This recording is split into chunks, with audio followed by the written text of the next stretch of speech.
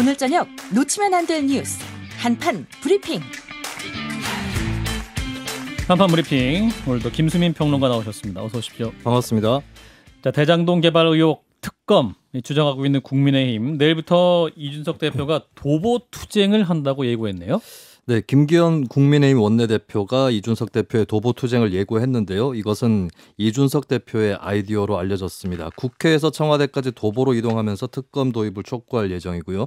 전국 각지 거리, 주요 길목마다 출퇴근 시간에 피켓 시위를 하는 것도 준비를 하고 있다라고 밝혔습니다. 김기현 원내대표는 지금도 압도적으로 특검 찬성 여론이 높지만 지금보다 높아지도록 국민들의 관심을 호소드린다 라고 밝혔고요.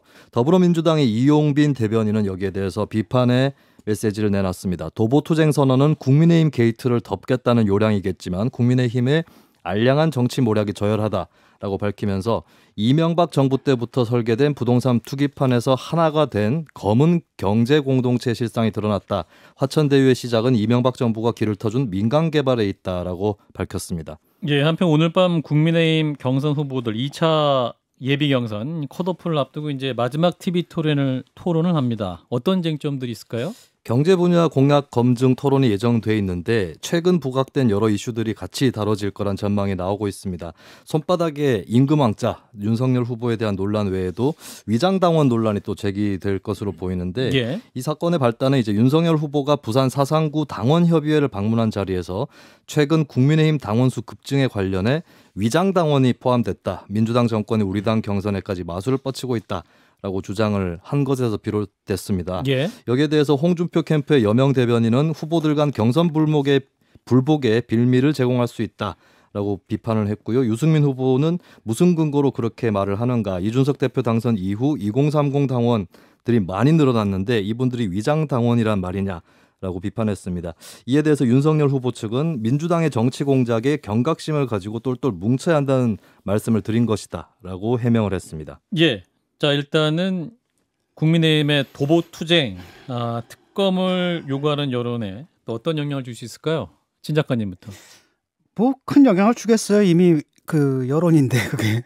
그러니까 여론조사에 따르면 국민의 63%가 특검 도입에 찬성을 하고 있거든요. 그것은 민주당 지지자들을 빼고는 거의 보편적 동의가 이루어졌다라고 볼 수가 있는 것이고 정당의 관점에서도 모든 야당들, 그러니까 정의당, 국민의당, 국민의힘 모두가 지금 특검을 요구하고 있거든요. 그래서 양적으로 높아진다라기보다는 특검 요구의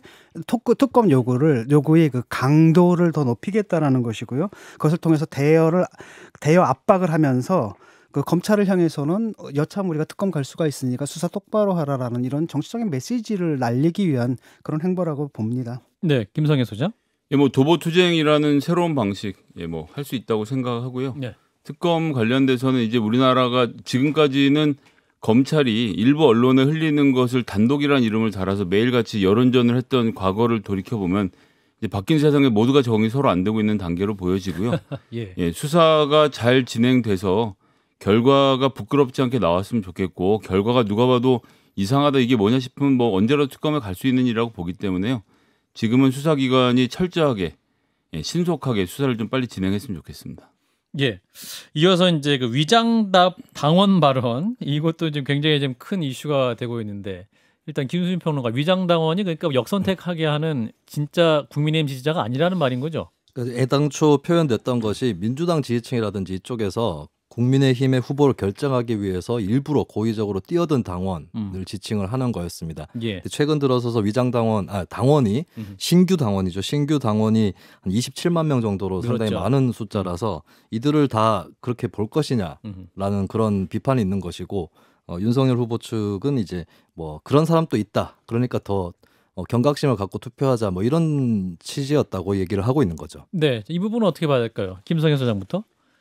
아니, 너무 황당해서 정도껏 해야 되는데 예를 들어서 당원이 3,000명 늘었는데 이 중에서 위장당원이 300명 숨어있다 이렇게 얘기는 할 수 있을 것 같아요. 민주당원 중에도 300명 정도는 국민의힘에 입당을 해서라도 홍준표 후보를 지지하겠다는 생각하는 이상한 사람들이 있을 수 있겠죠. 근데 지금 규모가 27만 명 아닙니까?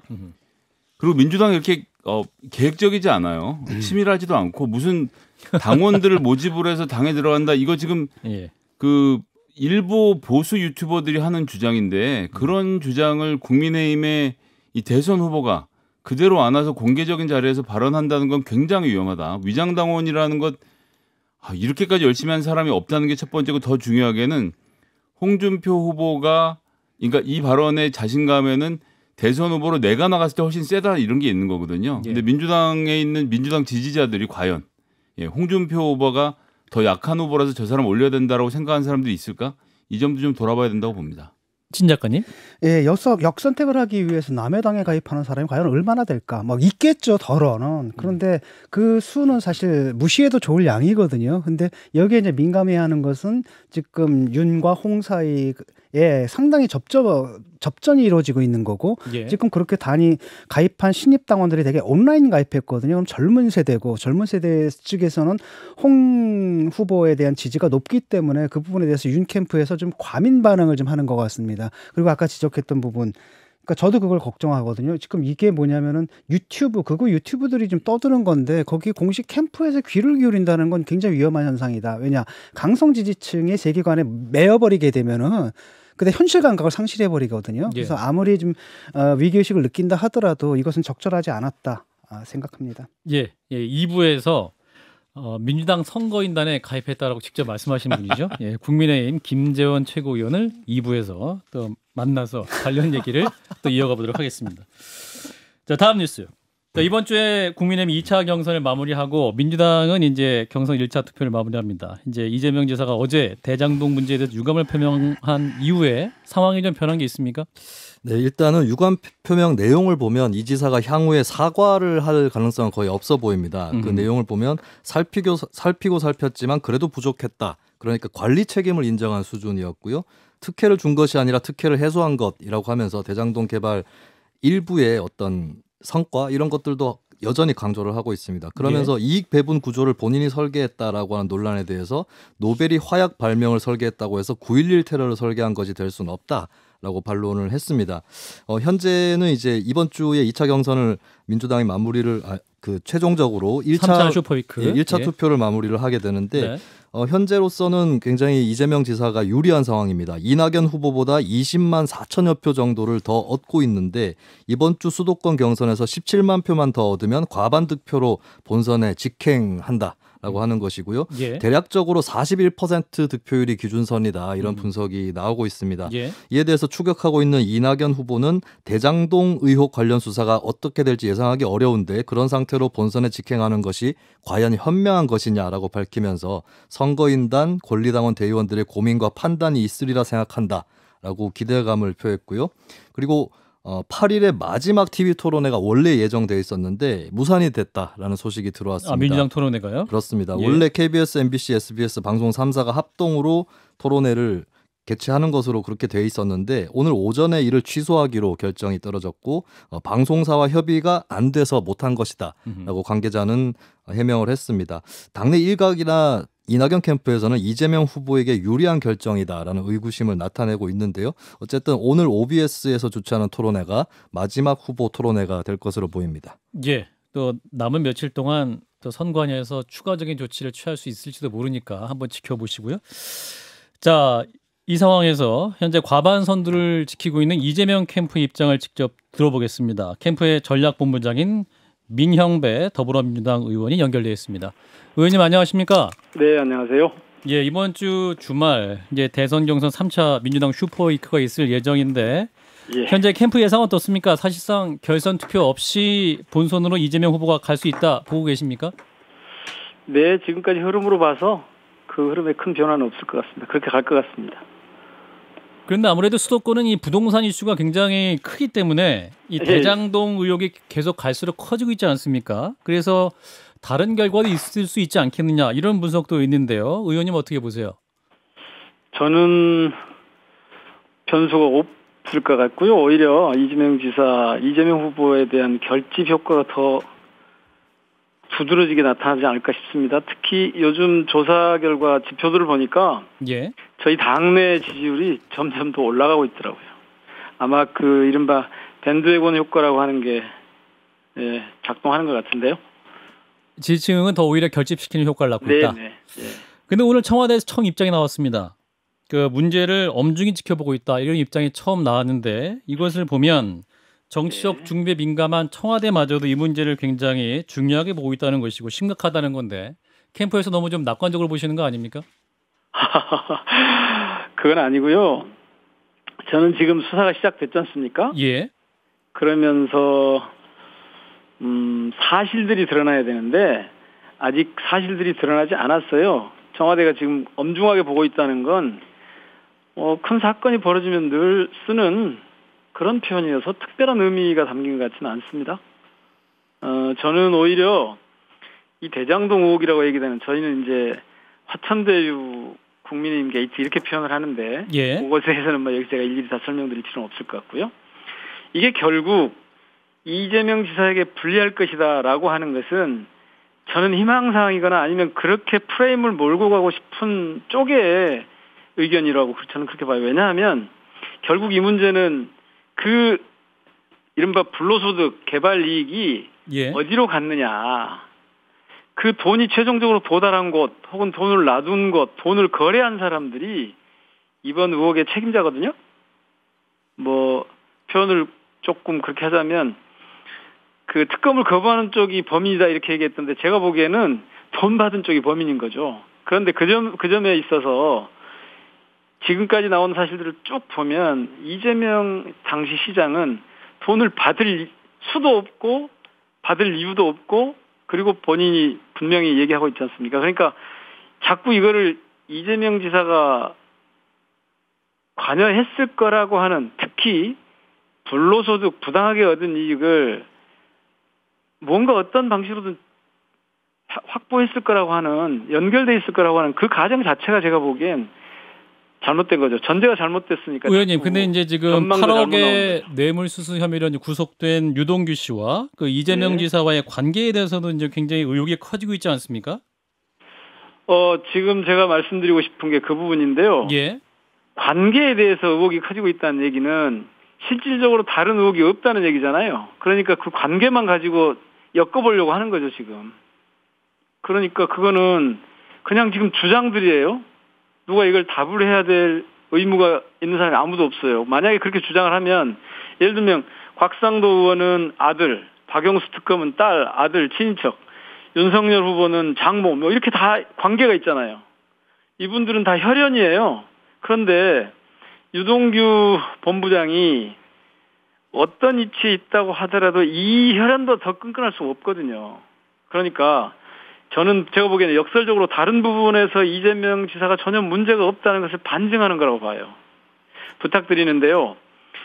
이 화천대유 게이트와 관련해서는 도대체 이재명 지사가 어떤 부조리한 이익을 얻었는가 이거를 얘기를 해줘야 됩니다. 혹은 금전적 이익이든 정치적 이익이든 그게 없단 말이에요. 예, 진중권 작가 질문합니다. 그러니까 일각에서 지금 얘기가 나오고 있는데 이재명 그 지사가 재산 신고와 관련해 가지고 좀 의심스러운 부분들도 좀 있고 그다음에 특히 그 변호사비 있지 않습니까? 그 선거법 위반 그 재판 그거 하면서 엄청나게 화려한 그 초호화 변호인단을 꾸렸는데 그 변호사비가 어떻게 처리됐는지 이런 것들을 좀 투명하게 밝히시면은 사실 이재명 지사께서 그 혐의를 좀 벗어버릴 수도 있을 것 같은데 어떻게 캠프에서는 그런 계획은 없습니까? 첫 번째 재산 문제는 저희가 지금 정확하게 알지 못하고 있고요. 그거는 공직자 재산 신고 과정이 있기 때문에 예. 거기에서 문제가 있었다면 이미 걸러졌을 겁니다. 그다음에 변호사비 문제는 다들 아시는 것처럼 그 변호사비를 개인적으로 이루어진 계약 관계인데 우리 사회에 있는 모든 그런 계약 관계들을 다 밝히면 아마도 사업 못할걸요?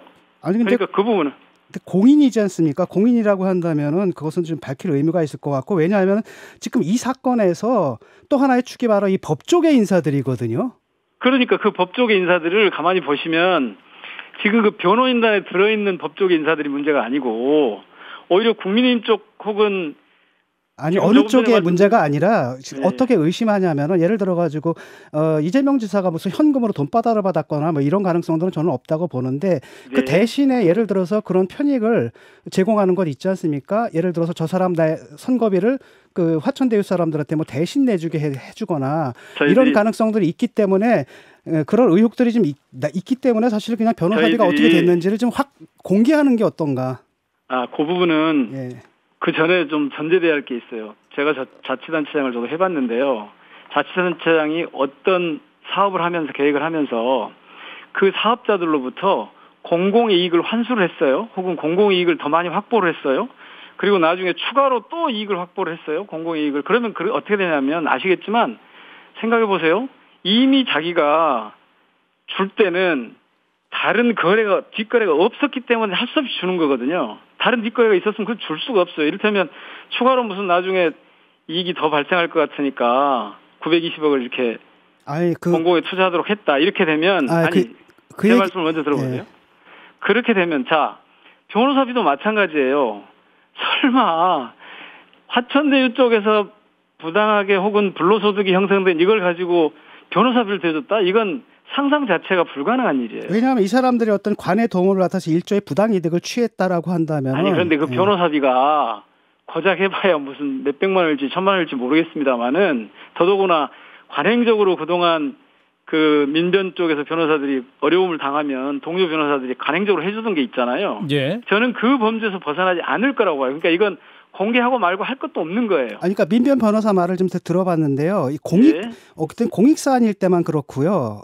그 다음에 개인적으로 하는 경우는 없다고 하고요. 그런 것 그 다음에 공익적으로 무료 변론을 할 때는 또 내부에서 회의를 거쳐가지고 결정해서 하는 거라고 하더라고요.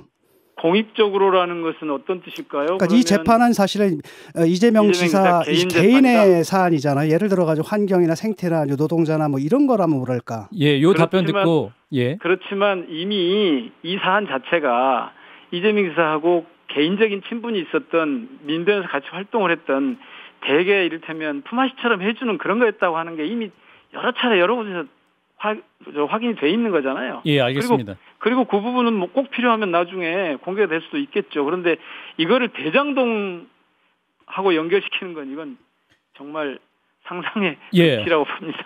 예, 김성현 소장 뭐 추가로 질문하실 거 있으세요? 예, 그럼 이재명 지사가 이제 개발 이익을 어떻게 나눠간지 설계한 것은 민간 사업자들 내부의 일이다 이렇게 이제 해명을 하고 계시죠. 그 실제로 그렇잖아요. 예, 그런데 이제 대장동뿐만 아니라 그 위례 신도시, 성남 백현동 등에서도 비슷한 특혜 의혹이 제기되면서 이러한 구조를 어떻게 이재명 지사가 당시 모를 수가 있느냐, 몰랐다면 직무유기가 아니냐라는 의견도 있습니다. 어떻게 답하시겠습니까? 몰랐다면 직무유기가 아니고 설계를 했다고 했잖아요. 그러니까 조금 전에 말씀하신 것처럼 설계를 한 당사자는 두 종류가 있단 말이에요. 하나는 개발이익 불로소득을 공공으로 환수하는 설계를 한 당사자가 있고, 그거 이재명 시장이죠, 당시에. 그 다음에 그렇게 해서 성남시 혹은 성남도시개발공사가 취할 수 있는 걸 최대한 선취한 거 아니에요? 그리고 지금 그 주주협약서들 다 보셨겠지만, 나머지는 그 주주협약서에서 민간이 알아서 했단 말이에요. 그리고 그 사안은, 이거는 그 민간에게, 당시 상상을 해보세요. 어떻게 이재명 시장이 하나은행 컨소시엄이나 다른 사람들에게 이래라 저래라 할 수 있는 상황이 아니었죠. 공공이익을 환수한 다음에 나머지 민간들이 얻을 수 있는 이익 구조에 대해서는 당신들이 알아서 해라. 이게 자율의 영역이었다? 그럼요. 제가 왜 그러면 성남개발공사가 50% 플러스 한 주인데 1822억을 가져갔는가 봤거든요. 당시에 사업성 검토가 있어요. 예. 그 사업성 검토를 은행이나 이런 데서 다 하고 투자할 때는 은행에서 가령 하나은행 같으면 2천억을 갖다가 거기 대출을 해주잖아요. 그럼 이거 심의를 다 하게 돼 있잖아요. 요 과정에서 나온 보고서들을 보면 거기에 당시에 예상되는 수익이 3,600억가량 됐어요. 그래서 절반을 가져간 겁니다. 예. 나머지는 주주협약을 통해서 민간들이 자신들이 짰어요. 그러고 나서 이게 추가 이익이 나올 것 같으니까 다시 성남은 920억을 더 가져간 거고, 나머지를 어떻게 했는지는 그걸 그분들이 성남에 얘기해야 줄, 혹은 이재명 시장한테 당시에 보고해야 될 의무가 있는 것도 아니고, 그건 자기들이 알아서 한 거죠. 예. 그러니까 그 설계 자체가 도둑질한 설계를 이재명 지사가 한 게 아니고 공공이익 환수만 이재명 설계가 한 건데, 지금 이재명 우려스러운 건 한 건데. 우려스러운 건 캠프의 인식이 현실과 좀 배치되는 것 같거든요. 유동규 씨가 이번에 구속이 됐는데 구속된 사유가 뇌물과 배임이라는 겁니다. 그러니까 그 수익 구조를 그 디자인하는 것을 민간 사업자들이 한 게 아니라 유동규라는 관이 들어갔다는 얘기고, 그것 때문에 지금 혐의가 소명돼서 구속이 된 사안인데 캠프에서는 아직은 다 민간에서 한 일이다 이렇게 얘기를 하는 게 현실 인식이 굉장히 잘못됐다는 생각이 들거든요. 성남개발공사가 참여한 SPC, 그러니까 AMC하고 지금 개인 유동규 씨하고를 전혀 구분을 못 하시는 거예요. 거기에 어디 유동규 개인이 들어간 게 어디가 있습니까? 성남개발공사가 들어가 있는 거죠. 성남개발공사 50% 플러스 한 주, 민간은행 컨소시엄 43%, 그다음에 1% 플러스 6%에 7% 이렇게 돼 있는 거잖아요. 거기에 유동규가 어디가 있습니까? 아니 유동규 씨가 그럼 배임의 내용은 뭡니까? 배임인지 아닌지 저희들이 법률적으로 검토해봤는데 그건 아직 전혀 확정할 수 없는 상황이고요. 뇌물을 줬다고 주장을 하고 있고 이게 흘러나온 모양인데 이것도 지금 그렇게 주장하고 그렇게 몰고 가고 싶은 거지 실제로 확인된 게 없는 그러니까, 주장이잖아요. 그냥. 알겠습니다. 검찰에서 그렇게 몰고 가고 있다라는 거고 검찰의 인식에 반대한다는 얘기죠. 아니 그거는 검찰의 인식이 아니에요. 검찰은 이런 얘기 하면 안 돼요 지금. 그래서 검찰에서는 지금 4천억을 먹은 걸로 지금 공소장에 적시를 했거든요. 아니 누가 공소장을 지금 확인했단 거예요. 아니 검찰이 그런 비사실을 그렇게 공개하고 있단 말이에요 지금? 예, 그러고 있는 걸로 알고 검찰 있는데. 책임이죠. 큰일이죠 검찰이 수사하는 검찰이. 예, 알겠습니다. 의원님 인터뷰 오늘 여기까지 하도록 하겠습니다. 네, 잘 들었습니다. 자, 이재명 캠프의 전략본부장인 민형배 더불어민주당 의원이었습니다. 자, 다음 뉴스 넘어가죠. 자, 정의기억연대 회계부정 논란 중심에 있던. 네, 잠깐만요. 그 관련돼서 한 가지만 좀 짚고 넘어갔으면 좋겠는데요. 그 재산 현금 얘기 자꾸 하셔서 이건 좀 확실하게 하고 넘어가야 될 것 같습니다. 이 근거 없는 이야기라고 생각을 해서 말씀을 드리는 건데 2019년에 제가 좀 찾아보니까 재산 공개했는데 2019년 그러니까 2018년 12월 당시죠. 11억 갖고 있던 그 주식이 있어요. 이재명 지사가 주식을 갖고 있다가 이게 도지사를 맡으면서 백지 신탁을 할 때 전부 다 팔거든요. 그러니까 11억 원의 현금이 생긴 겁니다. 그래서 그 다음엔 이게 현금으로 해서 예금으로 잡히거든요. 그러니까 어떻게 공직자 생활을 그렇게 오래 한 사람이 갑자기 현금이 생기느냐라고 하는 김경률 회계사의 문제 얘기는 아예 애시당초부터 말이 안 되는 것이고, 그러니까 주식 투자 공직자 할 수 있거든요. 그래서 주식 투자에서 번 돈인데 경기도지사가 되면서 주식을 갖고 있으면 문제가 되니까 이걸 전부 다 팔아갖고 11억의 현금을 마련한 것이 왜 갑자기 이것이 다른 무슨 뇌물인 것처럼 연결되는지 이 부분은 좀 조금 검증을 하고 얘기를 해야 되는 부분이 아닌가 싶습니다. 현금과 예금은 또 구별을 해야 되거든요. 예, 그러니까 현금과 예금이 아니라 현금이 예금으로 넘어가는 거죠. 그거는 여기 지금 그 감출 수가 없게 이 표에다 나와 있어요. 그러니까 예를 들어 주식 투자를 하든지 뭐 이런 거라든지 이게 현금으로 바꿔가지고 뭘 갖고 있거나 다시 예금을 하거나 이럴 필요는 없잖아요. 아니죠. 그게 아니라 경기도지사를 하기 때문에 주식을 갖고 있을 수가 없어서 11억 갖고 있던 주식을 전부 다 팔아서 현금화하고 그 현금이 예금으로 들어간 거죠. 그러니까 현금이라는 게 존재하는 게 아니라 통장상으로 움직인 거니까 예금이 존재하는 건데. 김경렬 회계사가 얘기를 하는 것은 그런 돈이 아니라 뭔가 하여튼 현금이 예금과 구별되는 현금이 있다는 얘기거든요. 그 부분에 대한 해명을 요구하는 거예요. 아니 해명은 여기 다 적혀 있습니다. 예. 아까 진 작가님이 그 검찰의 공소 사실 얘기를 하신 건 그 피사실 공표가 되기 때문에 그 자체는 공개되면 안 되는 정보인데 어디서 확인하신 거죠, 진 작가님? 언론에서 이미 얘기가 나오고 있는데요. 지금 보도가 되고 있습니다. 언론 보도에 이미 4천억을 가져갔다라고 피해 공소장에 적시가 돼 있다. 배임이고 배임의 내용은 4천억이다. 이런 얘기들이 좀 언론에 보도가 되고 있죠. 자, 현금 부분은 본인이 2억 원 현금이 증가했는데 예금 인출로 인한 변동으로 되고 예금에서 빠져나가는 부분이 있기 때문에 이거는 뭐 어떻게 손댈 수 없는 부분이라는 점을 다시 한번 말씀드리겠습니다. 예. 뭐 시간이 거의 다 돼서요. 이 문제 잠깐 얘기하고 마무리하죠. 자, 현재 수사 상황 이 지사의 대응을 봤을 때 남은 경선에 어떤 영향을 미칠지 이 부분 얘기하고 마무리합니다. 진 작가님부터. 뭐 경선에 큰 영향을 미치지 않을 것 같습니다. 왜냐하면 여기에 심리적으로 타격을 받은 사람들 같은 경우는 참여하지 않을 거고 오히려 위기의식을 느낀 분들이 강하게 결집할 것이기 때문에 오히려 이재명 후보에게 유리한 결과를 낳지 않을까 이렇게 생각합니다. 김성애 소장. 윤미향 의원의 경우에서도 볼 수 있듯이 재판이 시작되면 공소장이 다 공개가 되고 범죄 혐의 사실 다 드러나서 우리가 변호사의 변명과 함께 충분히 내용을 볼 수 있습니다. 너무 급하게 검찰발로 흘러나오는 정보를 중심으로 이야기를 보지 않았으면 좋겠습니다. 예, 자, 이 문제는 여기까지 논의를 하고요. 김수민 평론가는 2부에서 다시 모시도록 하겠습니다. 고맙습니다. 예, 감사합니다.